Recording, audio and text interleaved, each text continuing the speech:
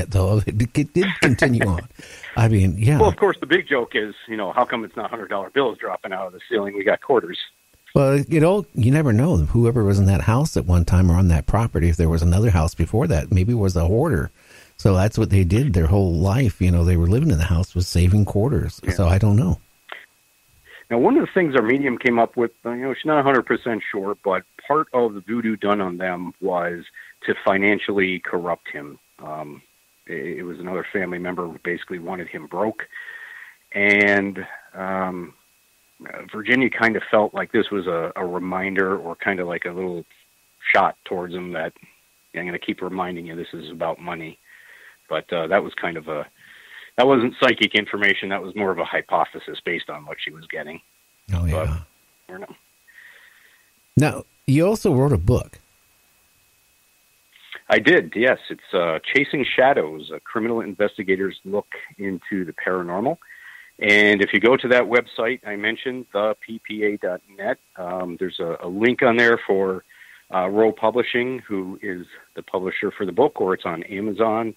And it basically covers my progression, actually, from being a little 12-year-old, hearing a voice, and why I got into investigating, and some experiences with the first team I belonged to, and then why I started the second team, experiences throughout my whole life. I actually feel like I was guided in a way.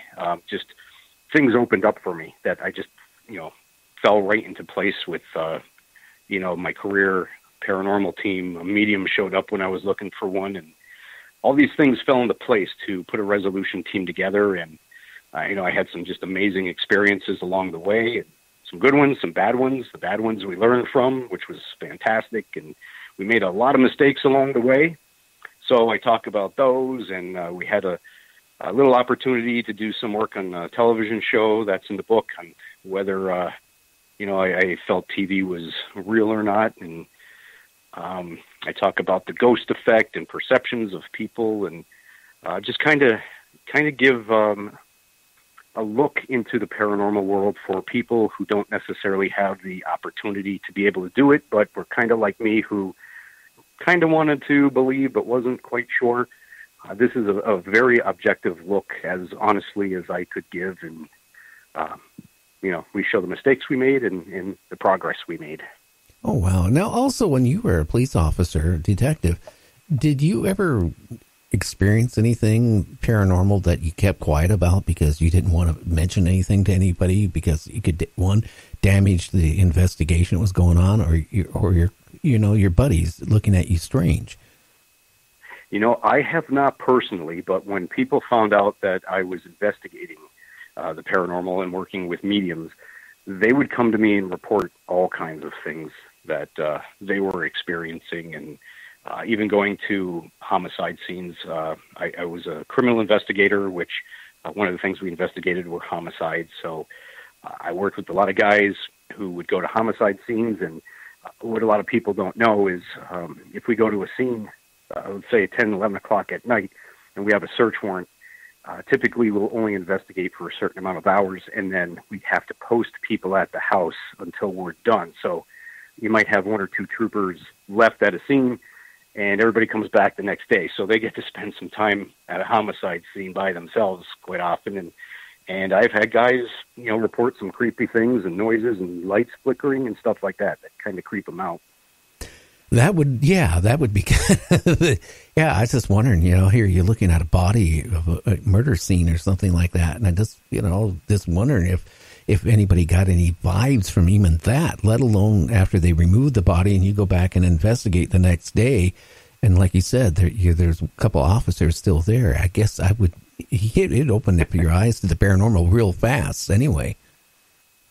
And bodies do funny things when they are cooling down, and, people heard of rigor mortis, the muscles, tighten up, and bodies make noises. So if somebody's sitting there and the body is still at a location, sometimes those bodies move. And when you're sitting there with a dead person, it starts to move a little bit, kind of freaks you out in itself. Nothing paranormal about it, but still a little freaky nonetheless.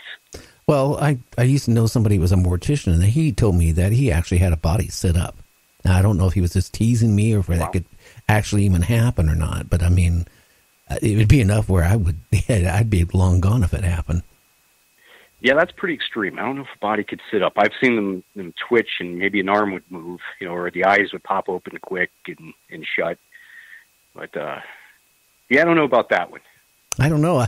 I've been reading a lot lately too, like that when you die, that your brain, before they thought, oh, gee, when a person's dead, within a minute or two, their brain is done functioning.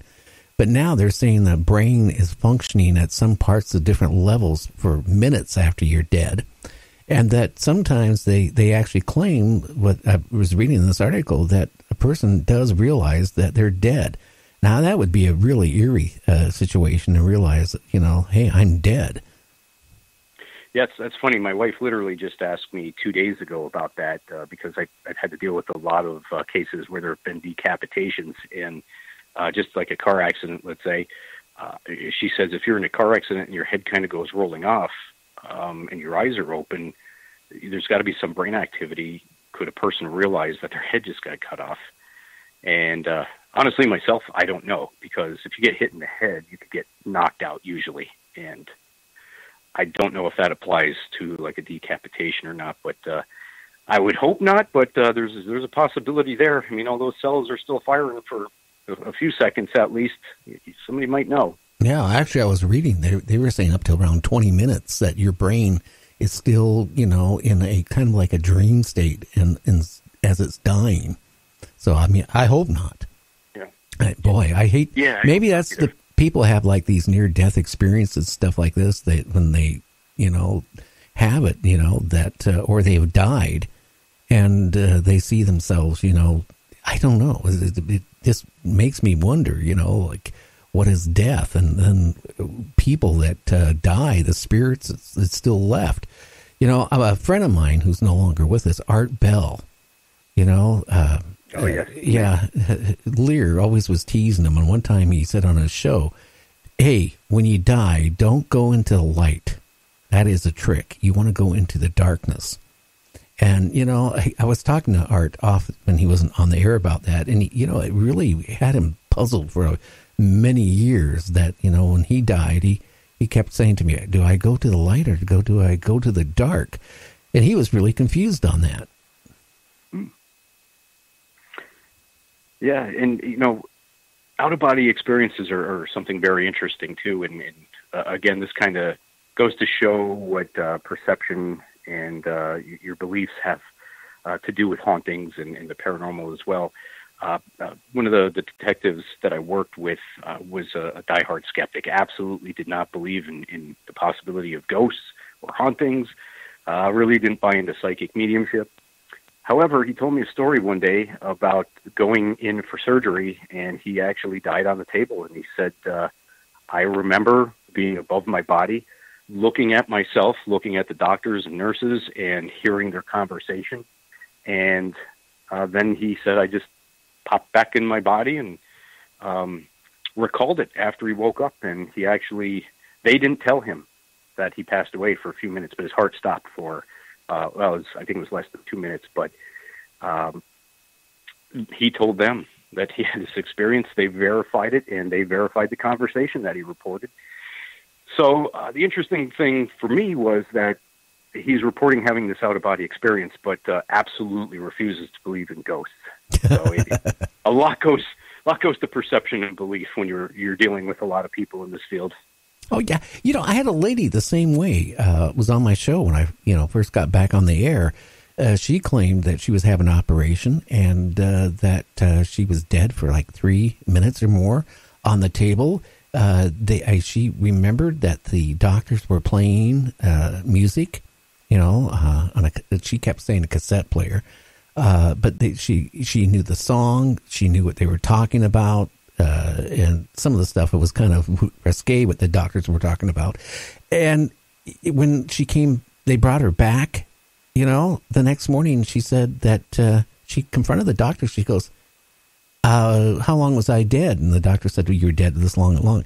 She goes, were you playing such and such music? Yeah. Were you talking about golfing? Yeah. Were you talking about some blankety blank stuff? Yeah.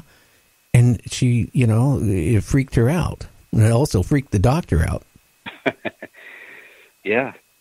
And, I know there's a lot of people that will say, well, you're laying there, obviously you're able to hear what everybody's saying, so that explains that. But, at least in my friend's case, there were certain things that he saw that he would not have been able to see laying down that he reported to the doctors, and they had confirmed that. So I think that was the thing that impressed him the most about the experience. But he still didn't believe in the paranormal after that. He did not. No. So, and we find that there's a lot of people that they may believe in ghosts and hauntings, but they absolutely don't believe in psychic ability, and vice versa. We'll go out to home and, maybe there's a husband there who'll say, well, yeah, I've been to a psychic. They absolutely blow me away, but I don't believe in ghosts. That's crazy. So it's interesting just to talk with so many people and hear the different views and beliefs. Oh, yeah. Now, have you ever got any images for any of these entities at all from infrared or anything ever? We have a few photos just from, believe it or not, regular digital cameras with a regular flash on the camera has picked up. Gettysburg was one of the places that one of our guys, there's a covered bridge there, a famous covered bridge called Sachs Bridge that all paranormal enthusiasts tend to visit because there's so many sightings there. And they picked up this wonderful apparition picture of what looks like a soldier. A couple of just weird anomalies in other photos. Other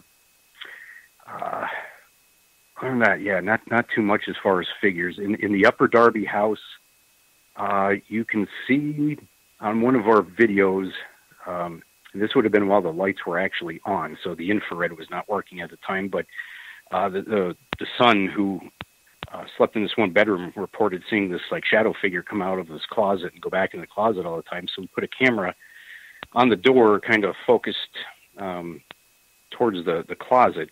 We have these door mounts that we put cameras on. So it's shooting kind of at the opening of the door facing the back of the room where the closet was. And there was nobody on the second floor at the time this happened. And this, what looks like a torso, a shadow, and maybe a head come into the room and just take off to the left and disappears real quick. We were able to capture that, but again, that was with just regular light. Boy, that would sure convince me, wouldn't it? And I think that would convince a lot of people. Hey, Mark, I really enjoyed having you on Night Dreams Talk Radio. Again, do you have a Facebook page or anything you want to give out also? And how can they get a hold of you if they want you to come and investigate? Yeah, so the easiest way is just to go right through our webpage. It's the Pennsylvania Paranormal Association, theppa.net. I personally have a Facebook social page. You can look for that. It's just Mark Keys. The last name looks like Keys. It's Keyes. But if you just type in Mark Keys, look for the public figure page, and you can like me there and communicate away, ask questions, and go to the website to check out some of the evidence. Oh, wow. Well, hey, Mark, well, thank you for being on the show. Yeah, it's been a real pleasure and an honor, and I appreciate the invite. Okay, sir. Well, you have a great week. It's coming up, and I was going to say something bad, like have a great haunting, but I won't say that. Yep, you mentioned at the beginning of the show we got snow coming, so that's going to be my weekend, I think. Oh, wow. That's what's really weird where I'm at. We have had 1 or 2 days of ice. Normally, before Christmas, it gets so cold that my fish pond is frozen solid to a spring. Wow. And last year, it was in March, we hit 91 degrees for 1 day, and then it dropped back down to normal weather. I think earth changes are going on, and people need to realize that. Oh, yeah, definitely. The weather patterns are certainly interesting. Okay, sir. Will you take care? Thank you. You too. Okay. Night. So that makes me wonder what is going on. And, it's so many people I've talked to. Either they have had strange things happen at their house. Again, I was mentioning about my grandmother. They rented a house, and that was in the, I would say, mid-'60s. And they moved in, and my grandmother was the type of woman that was very, how